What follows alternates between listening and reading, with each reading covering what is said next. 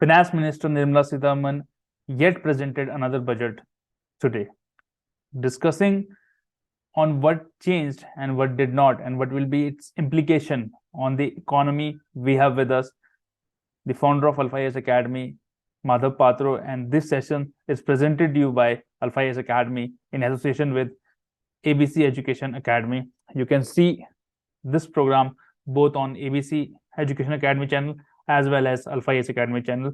So, good evening, Madhav. I welcome you. How are you doing? No, you have to unmute yourself. Great, Abhi. कैसे हो? I'm also great, Madhav.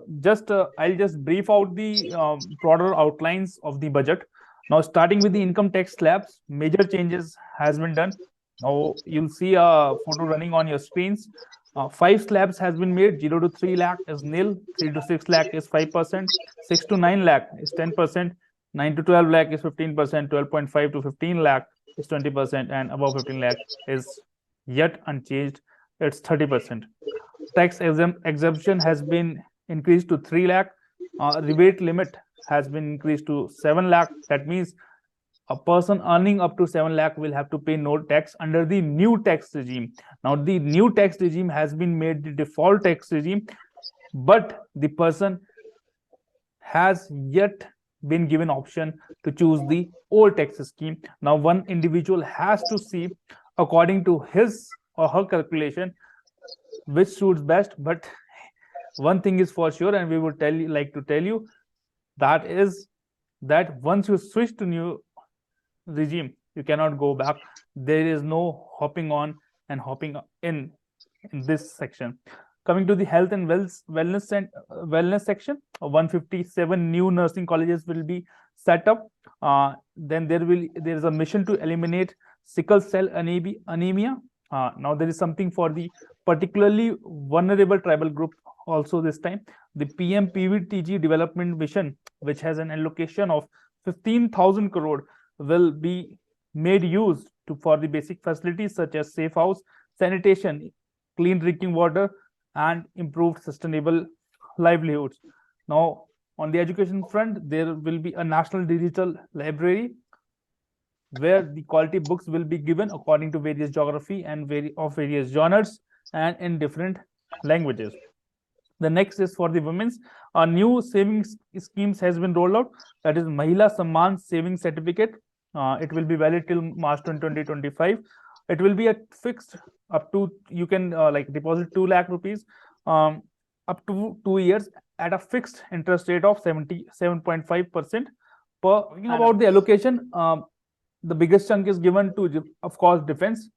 But the catchy thing is here is that railway has been given the biggest budget till date, and it's around 2 lakh something lakh crores. Madhav, what's your take on budget, and what are the important points from the exam point of view or exam perspective? देखिए, जो this budget is basically based on 3 visionary principles and 7 priorities. और जो budget में जो 7 priorities को इन्होंने नाम दिया था कि सब तरह से, ठीक है। इनका जो 3 विजन का प्रिंसिपल्स थे कि सिटीजन्स को अपॉर्चुनिटी दो, स्पेशली यूथ को, पहला। Second, job creation and growth, sustainable growth. Third, strong and stable macroeconomic environment. ये 3 इनके विजनरी थे। और जिनके जो 7 गाइडिंग प्रिंसिपल है, inclusive development, reaching the last mile, youth power, financial sector, green growth, unleashing the potential, and infrastructure and investment. तो ये इनकी 7 प्रायोरिटीज और ये 3 विजनरी प्रिंसिपल्स थे। ये क्लियरली, ये जो इनका जो मॉडल ऑफ बजट था, ये ग्रोथ ओरिएंटेड और मैक्रो इकोनॉमिक स्टेबिलिटी का ये था, बेस पे था मॉडल। क्योंकि इसका बैकग्राउंड भी हमें जानना है कि इस बजट जिस टाइम पे आया कि ग्लोबल का जो हेडविंड्स है वो मेजर इकोनॉमी देख लीजिए वो सफर हो रहे हैं इंडिया को। जैसे रिसेंटली आईएमएफ ने भी कहा India is a bright star in global economy करके।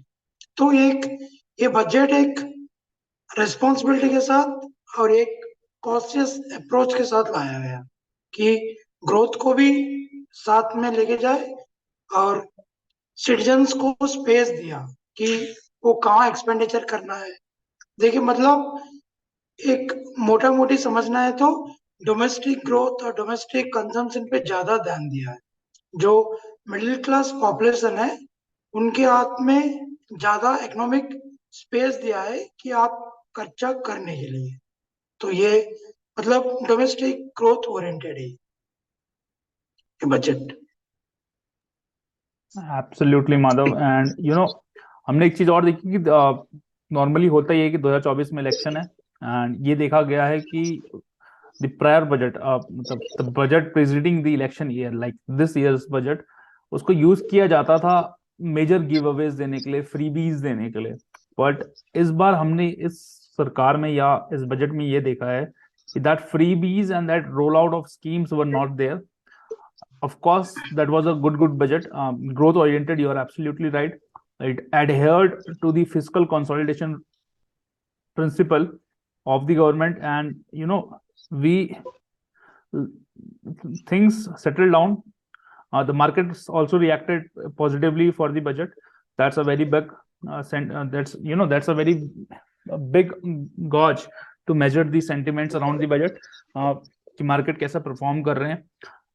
मतलब एज एनी कंक्लूडिंग वर्ड्स कि किस पॉइंट ऑफ व्यू से इम्पोर्टेंट है ये, आप कहाँ पे हम इसको यूज कर पाएंगे। ऑफ कोर्स वो 7 जो प्रायोरिटीज हैं वो तो हमें याद करके जानी है इस बार, है ना, मेंस के लिए। बट देन और कुछ आप बताना चाहें? देखिए अभी जैसे प्रिलिम्स का ओरिएंटेड में देखोगे आप कि हमें जो जैसे एक ट्रेंड है कि ग्राफ्स के बारे में एग्जाम में पूछ लेता है। फिर जैसे हम लोगों का देखिए इस बार क्या हुआ कि हेल्थ एक्सपेंडिचर है वो 1.4 जीडीपी था। जैसे हमें 2019 में ले लीजिए वो उस टाइम पे था। अभी जो इस साल है इन्होंने 2.1 बढ़ाया, मतलब जो हेल्थ एक्सपेंडिचर है ये ड्रास्टिक इंक्रीज हुआ है। 2.1% ऑफ द जीडीपी है। वहां पर ही आप एजुकेशन में देख लीजिए तो 2.8 से 2.9 किया है। तो ये एजुकेशन में ज्यादा इम्प्रूवमेंट नहीं आया लेकिन हेल्थ में ज्यादा इम्प्रूवमेंट आया। और ये एजुकेशन कुछ तब भी क्रिटिक्स का 2.9% के बावजूद ये one of the biggest allocation है एजुकेशन के हाँ, लिए। हाँ जी। और क्रिटिक्स का यही मानना है कि उसमें भी एजुकेशन में इन्होंने ज्यादा हायर एजुकेशन पे ज्यादा ध्यान नहीं दिया है। स्पेशली क्योंकि जैसे इस एनवायरनमेंट में जो हायर एजुकेशन का रिसर्च ओरिएंटेड इकोनॉमी जरूरत है तो इन्होंने ज्यादा ध्यान नहीं दिया है। ये थोड़ा एक ड्रॉबैक है एक्सपर्ट्स के हिसाब से। और आप ये देख लोगे कि जो ग्रोथ मतलब मतलब जो ग्रोथ इनका एस्टिमेशन था वो 6.5 और 7 के बीच में इनका एस्टिमेशन है। और अनएम्प्लॉयमेंट रेट जो 7.2 है इन्होंने भी वो जो इकोनॉमिक सर्वे को मानना है यही माना है। और एक इम्पोर्टेंट है कि एग्जाम के लिए कि जैसे ट्रेंड जानने के लिए मतलब कहाँ से एक्सपेंडिचर ज्यादा आया, मतलब कैपिटल एक्सपेंडिचर का क्या है इंडिया में क्या पोजीशन है ये सब। तो आप ऐसा क्वेश्चन पूछ लेगा कि लास्ट 5 ईयर से कैपिटल एक्सपेंडिचर ड्रास्टिकली इंक्रीज हुआ है। हाँ, ये हमें मानना है कि जो कैपिटल एक्सपेंडिचर है 2016 से अभी तक, अभी इन्होंने 2024 का बजट एस्टिमेट्स भी बोला है तो इसका हिसाब से देखिए फिर आप लैक्स पे ले लोगे। 2016 में 2.5 लाख करोड़ खर्चा किया है। अभी 2023 में इनका एस्टिमेशन है 7.3 लाख करोड़ और 24 में इनका एस्टिमेशन है कि 10 लाख करोड़।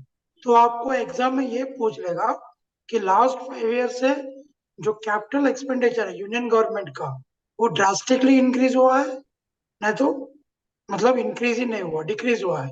तो आपको ये मानना है कि ड्रास्टिकली इंक्रीज हुआ है। ठीक है, ये बहुत बड़ा इंपॉर्टेंट हो जाती है। और जो हमारी एनपीएस नॉन जो परफॉर्मेंस एसेट्स होते हैं बैंक, तो उनका सिचुएशन क्या है? तो देखिए लास्ट 2 साल से ये 8.2 से 8 मतलब जो क्वालिटी है वो 5.2 तक आ गया, मतलब इनका क्वालिटी बढ़ने लग रहा है। जो परसेंटेज था पहले 8.2 था, अभी 5% हो गया, मतलब जो एनपीए का जो इम्पैक्ट है वो कम होते जा रहा है। एनपीएस मतलब धीरे धीरे कम होते जा रहे हैं। तो ये हम लोगों के लिए एग्जाम पॉइंट ऑफ व्यू बहुत इंपॉर्टेंट है। और एक क्वेश्चन पूछ सकते हैं कि अभी जो मार्केट का हिसाब से देखिए, जो कंज्यूमर प्राइस इंडेक्स है और जो हमारी फॉरेक्स रिजर्व्स है, वो कोई ऐसे ड्रास्टिक इंक्रीज भी नहीं बोल सकते और ड्रास्टिक डिक्रीज भी नहीं बोल सकते। वो अप्स एंड डाउन में ग्राफ है उसका। तो ये याद रखने का चीज है। जो इंक्रीज हुआ है वो जो डिक्रीज हुआ है वो ज्यादा याद करना चाहिए। बाकी जो नॉर्मल ऐसे ऊपर नीचे हुआ है उसको याद भी नहीं करेंगे तो फिर एग्जाम में समझ में आ जाएगा कि भाई ये नहीं हुआ, तो उधर आराम से एलिमिनेशन प्रोसेस से कर सकते हैं। और नेक्स्ट, जैसे हम लोगों का और एक ग्राफ इंपॉर्टेंट है कि जो हमारी पैसे कहाँ से आता है कहाँ जाता है। तो एग्जाम में जैसे ये मे बी यूपीएससी में कम पूछ सकता है, लेकिन स्टेट पीसीएस में ज्यादा पूछ लेता है कि इंडिया में अभी भी जो हमारी रिसिप्ट्स है, जो रुपी कहाँ से आती है, वो लाइबिलिटीज और बोरोइंग से आती है। जैसे कमर्शियल बोरोइंग्स, फॉरेन कंपनी से जो एफडी है वो जो भी आती है उसे ज्यादा आती है, वो 34% है। उसके बाद आपका आता है जीएसटी 17%, और उसके बाद आती है आपका इनकम टैक्स और कॉर्पोरेट टैक्स दोनों 15%। तो एग्जाम में ये याद रखना चाहिए कि जो ज्यादा कौन सा है, मतलब बोरोइंग्स, उसके बाद जीएसटी, उसके बाद इनकम टैक्स, कॉर्पोरेट टैक्स दोनों इक्वल। तो ये याद रखने का चीजें हैं।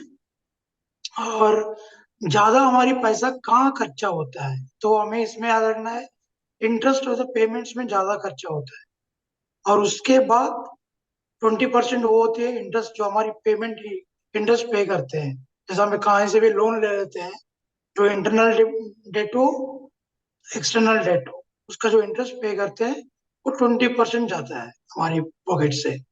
और जो स्टेट का जो 15 फाइनेंस कमीशन का जो स्टेट्स को देना है पैसे शेयरिंग पे, वो 18% है कंट्रीब्यूशन।